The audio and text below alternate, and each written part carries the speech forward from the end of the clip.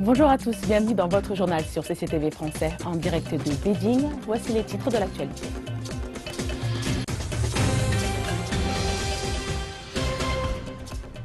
Le ministre chinois des Affaires étrangères en visite aux États-Unis discute des tensions en mer de Chine méridionale avec son homologue américain. Le président syrien assure que son administration respectera le cessez-le-feu. Les migrants de Calais attendent encore la décision du juge français sur la démolition d'une partie de leur campement.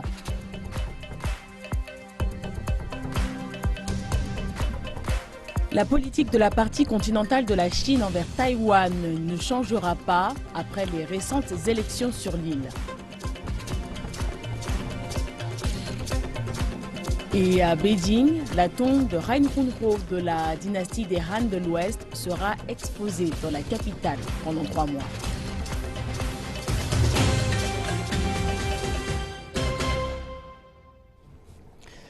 Nous débutons cette édition aux États-Unis où le ministre chinois des Affaires étrangères Wang Yi se trouve en visite officielle. La mer de Chine méridionale et le programme nucléaire en RPDC ont été les principaux sujets lors de la rencontre mardi avec son homologue américain John Kerry. En dépit des différends, les deux parties tentent de trouver un terrain d'entente sur la question de la mer de Chine méridionale. Le ministre chinois des Affaires étrangères a indiqué que la liberté de navigation dans la région n'était pas un problème et que toutes les parties devraient renforcer leurs efforts de démilitarisation. Wang Yi était épaule contre épaule avec John Kerry, affichant son désir de travailler ensemble. Les deux parties sont conscientes, la Chine et les États-Unis, qu'elles ont bien plus d'intérêts en commun que de zones de désaccord. Et nous travaillons ensemble sur tant d'autres secteurs que cela dépasse largement les zones de friction. Pour sa part, M. Kerry a déclaré qu'une solution diplomatique était très importante et qu'il désirait amener ensemble toutes les parties concernées pour les négociations sur la question de la mer de Chine méridionale. Nous estimons qu'il est important de trouver une solution diplomatique, une solution qui respecte la règle de droit et qui mène les pays à la table d'une solution négociée et non pas pour des actions unilatérales. M. Wang a affirmé que la Chine avait historiquement possédé ces îles en mer de Chine méridionale et désirait la paix, la stabilité et la liberté de navigation dans la région. Mais il a indiqué que la Chine ne voulait pas voir davantage de reconnaissance militaire rapprochée ni de déploiement de contre-torpilleurs ou de bombardiers stratégiques dans ses eaux territoriales.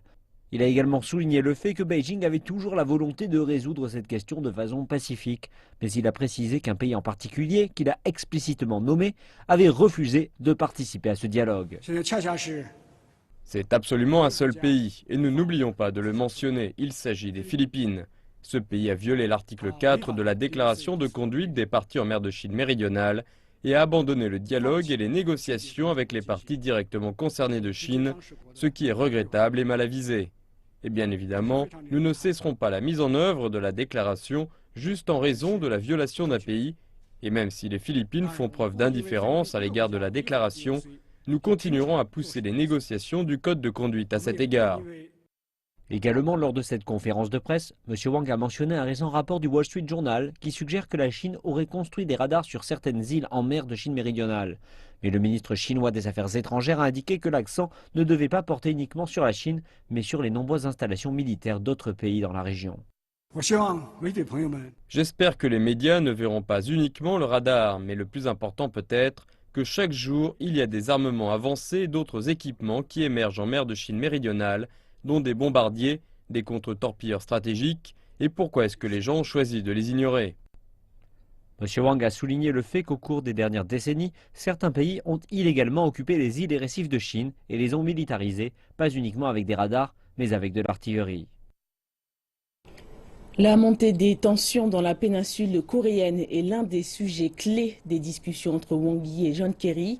Ceux-ci ont confirmé lors de leur conférence de presse commune que des progrès ont été réalisés vers l'obtention d'un accord sur une résolution de l'ONU sur la RPDC, même si les termes continuent d'être évalués.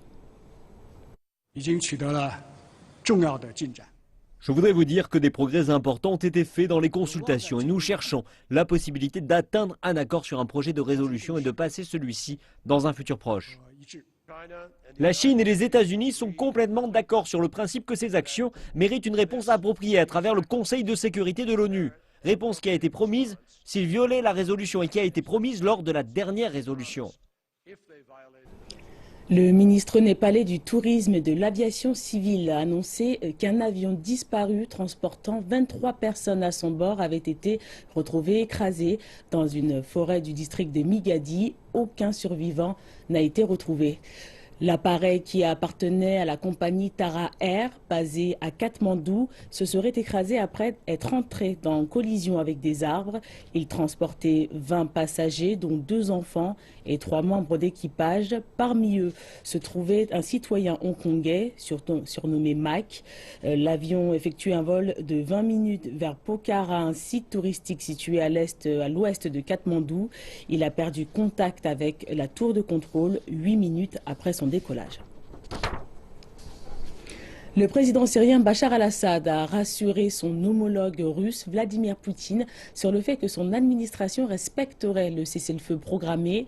L'accord a été conclu par Moscou et Washington et le cessez-le-feu commencera vendredi à minuit. Discutant par téléphone, Assad et Poutine se sont mis d'accord sur le besoin de continuer la guerre contre les groupes désignés comme terroristes. Toutefois, un négociateur de l'opposition syrienne a fait savoir que les forces rebelles devaient encore décider si elles s'engageaient envers un cessez-le-feu. L'opposition avait auparavant imposé des conditions à une trêve comme la fin des blocus, la libération des détenus et l'arrêt de frappes aériennes. Poutine a également discuté du cessez-le-feu avec le roi Salman d'Arabie Saoudite et le président iranien Hassan Rouhani au téléphone. Le roi Salman a déclaré que son pays travaillerait avec la Russie pour faire de cette trêve un succès et Rouhani a lui déclaré que le combat contre les terroristes continuerait. Et avant le cessez-le-feu, le ministre russe des Affaires étrangères Sergei Lavrov a rencontré l'ancien sénateur américain Sam Nunn à Moscou. Après la rencontre, Lavrov a déclaré que l'on pouvait entendre des voix qui doutent de la faisabilité de l'accord du cessez-le-feu. Nous aimerions dire franchement qu'il y a un appel pour la guerre et non pour la paix dans ces voix. J'espère que les politiciens de votre niveau, les politiciens qui se sentent responsables pour ce qui arrive dans le monde, se positionneront contre cette tendance négative. Et autre sujet d'actualité, un navire de la marine italienne avec à son bord 350 migrants, dont 5 morts, est arrivé dans la ville d'Augusta, en Sicile. Les migrants ont été secourus à environ 16 km de la côte libyenne. Auparavant, un Sénégalais et 2 Nigérians avaient été placés en détention par la police sicilienne pour trafic d'êtres humains. Ces 3 suspects ont été identifiés parmi les 207 migrants et réfugiés se trouvant à bord d'un navire de sauvetage norvégien dans le port de Ragusa en Sicile. Tous ces migrants sont originaires d'Afrique et se trouvaient sur 2 canots pneumatiques. La police de Ragusa a indiqué avoir cette année identifié 26 passeurs. Des migrants et réfugiés du monde entier s'entassent dans la jungle de Calais et attendent nerveusement la décision du juge français sur la démolition d'une partie de ce camp de fortune, une décision attendue aujourd'hui jeudi. Les associations d'aide affirment que le futur de quelques 3400 personnes est en jeu, parmi lesquelles plusieurs centaines d'enfants non accompagnés. Ils sont originaires d'Afghanistan, d'Irak et de Syrie, et certains d'entre eux n'ont que 10 ans. Le centre du camp pour femmes et enfants offre nourriture, vêtements et activités. Les bénévoles expliquent que certains des enfants du camp, arrivés ici traumatisés et violents, ont recommencé à jouer comme des enfants normaux. Mais ils craignent que tout cela n'ait servi à rien s'ils sont expulsés. Ils ont fait un long voyage, ont une histoire difficile et certains d'entre eux sont là depuis au moins 5 mois. Ils ont eu un accès régulier et de qualité aux besoins de base. Ils se sont donc posés un peu. Et bien entendu, aucun d'entre nous ne veut qu'ils restent ici, mais cette décision leur cause beaucoup de détresse.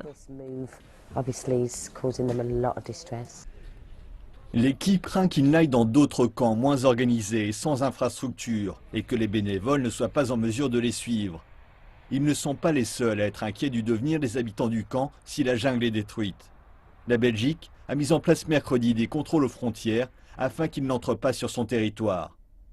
Les autorités françaises indiquent que l'insalubrité du camp et les incidents de violence qui s'y sont déroulés les ont poussés à accélérer leur projet de détruire une partie du camp et de reloger les réfugiés dans des conteneurs réaménagés.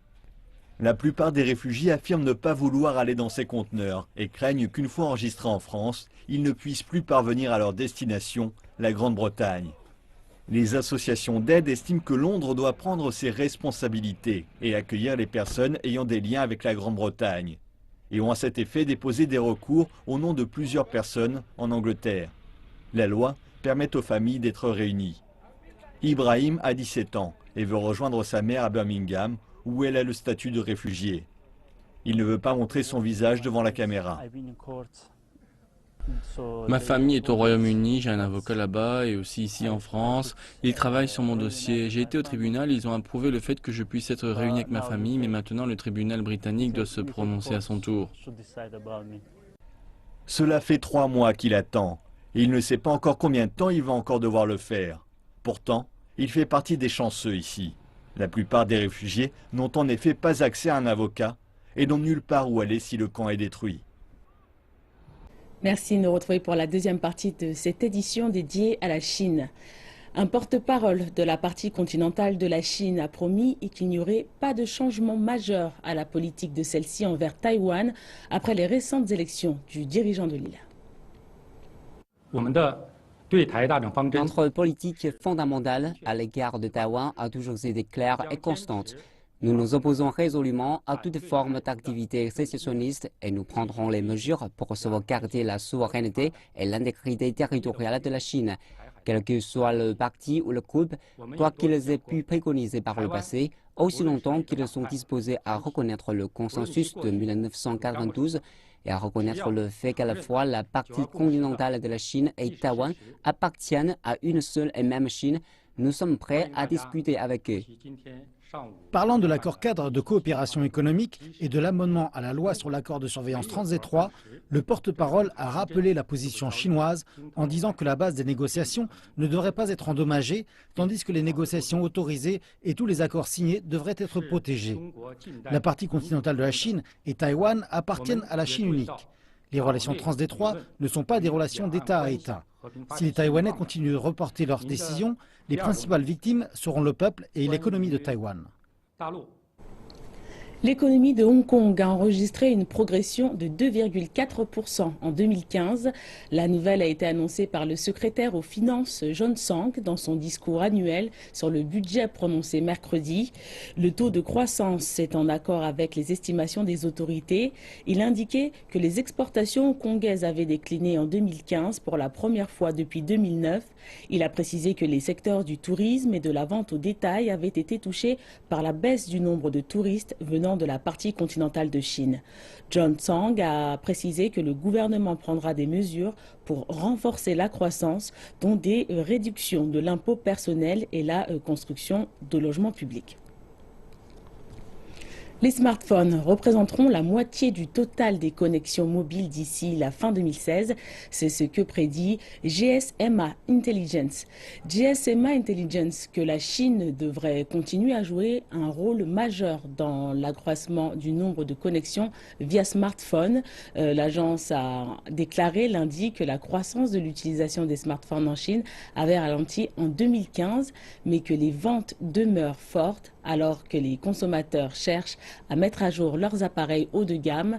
L'Inde connaîtra aussi une augmentation importante avec un taux d'adoption qui devrait passer de 23% actuellement à 50% d'ici 2020. On a dénombré 2,9 milliards de connexions supplémentaires via smartphone ces 5 dernières années et 2,5 milliards supplémentaires sont prévus pour 5 années à venir. Les constructeurs de smartphones rassemblés à Barcelone pour le congrès mondial annuel du mobile essaient coûte que coûte de se démarquer dans un environnement mondial éprouvant. Le congrès mondial annuel du mobile, qui se tient cette année à Barcelone, a vu l'habituelle tripotée de nouveaux appareils comme ceux de Samsung, Sony et de LG. Mais les analystes considèrent que le marché atteint un plateau. Les constructeurs sont à bout de solutions pour faire se détacher leurs modèles. Le défi auquel fait face à présent le secteur est que nous nous trouvons dans cette espèce de mer d'uniformité des smartphones. Comment pourriez-vous faire la différence entre un bloc rectangulaire à écran tactile avec une batterie et un appareil photo? Et ce que nous avons vu au Congrès mondial du mobile, c'est que certains des fabricants ont répondu avec certains des lancements qu'ils ont effectués. Pour Sony, la réponse réside dans l'appareil photo. Avec son nouvel appareil Xperia X, Sony revendique d'avoir l'appareil de prise de vue le plus rapide du marché. À côté du nouveau combiné, la compagnie a aussi dévoilé une nouvelle oreillette sans fil, l'Xperia Ear. Avec des accessoires traditionnels et un projecteur également dans les tuyaux, la compagnie parie sur des projets plus variés que seulement des smartphones pour tirer les ventes. Je pense que c'est un moment intéressant en termes de là où les affaires se dirigent et également en termes du marché des smartphones. Je pense que pour le moment, nous sommes très heureux d'apporter des produits qui répondent aux besoins des usagers. Et nous y apportons aussi beaucoup de notre expertise Sony, prête à répondre à cela. Le design modulaire des nouveaux smartphones G5 de LG permet aux usagers de remplacer ou de mettre à jour des fonctions comme l'appareil photo ou le son indépendamment. Samsung offre en prime les casques Gear VR pour les précommandes de sa nouvelle gamme S7. Les analystes disent que le contenu créé par les usagers sera clé dans la conduite du marché. L'une des plus grandes découvertes archéologiques est en route pour Beijing. Datant de plus de 2000 ans, la tombe de Raihunho dans la province du Jiangxi est à la fois un trésor ainsi qu'un aperçu historique de la dynastie des Han de l'Ouest. Elle sera présentée prochainement pour une période de 3 mois dans la capitale. Les objets exposés ont été sélectionnés parmi 20 000 pièces déterrées au cours des 5 dernières années. Ils apparaîtront à Beijing à compter du 2 mars. Nous avons choisi environ 400 objets pour l'exposition de Beijing, dont des articles en bronze, en or, en jade, ainsi que des répliques en lac. Parmi les principales pièces sont les chars et les harnais qui démontrent les techniques de moulage du bronze et de l'art décoratif à cette époque. Des mesures spécifiques de protection et de restauration ont été prises pour cette collection. Nous avons fait appel à des spécialistes pour réparer et préserver les objets en bronze et en jade. Par exemple, ils ont poli les jades et assemblé les fragments les plus petits. La surface de certains objets, de même que les articles en bronze, ont été nettoyés. Donc cet ensemble de reliques est véritablement exquis. Et nous garantirons qu'ils ne subissent aucun dommage lors de l'exposition.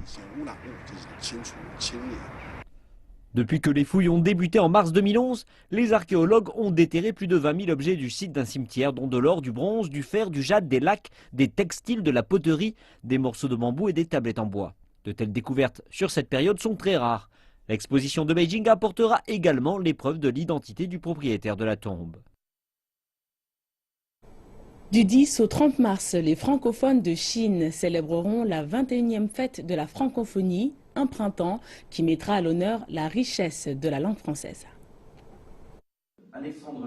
Pour entamer un vrai tour du monde francophone, il suffit de vous connecter sur WeChat et de jouer à la dictée de pivot, un jeu de découverte des expressions de la langue française. Le 23 février, lors de la conférence de presse, le lancement de ce jeu désigne la toile de fond de l'édition 2016 de la fête de la francophonie, la modernité de la langue et la diversité de la culture.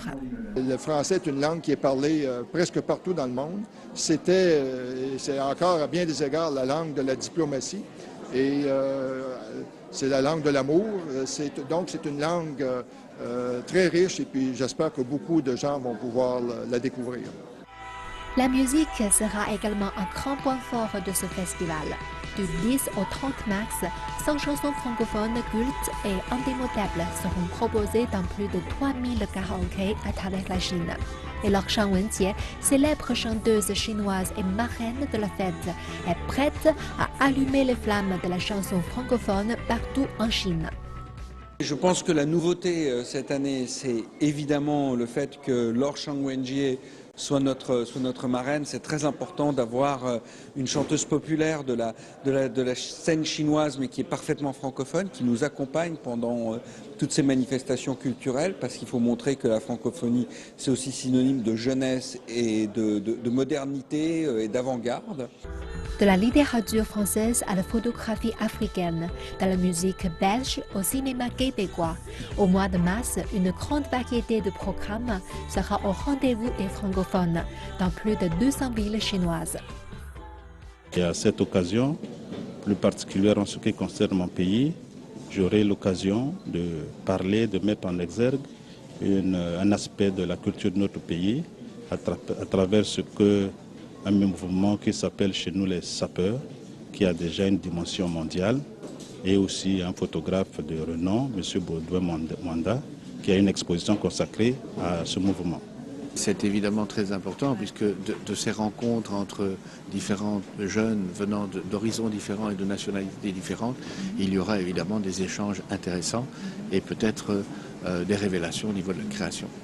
Le français est une langue parlée par près de 300 millions de personnes sur les 5 continents. La fête de la francophonie, aujourd'hui célébrée par 80 États ou gouvernements de l'Organisation internationale de la francophonie, est allée bien plus loin que la simple manifestation de la langue et de la culture francophone.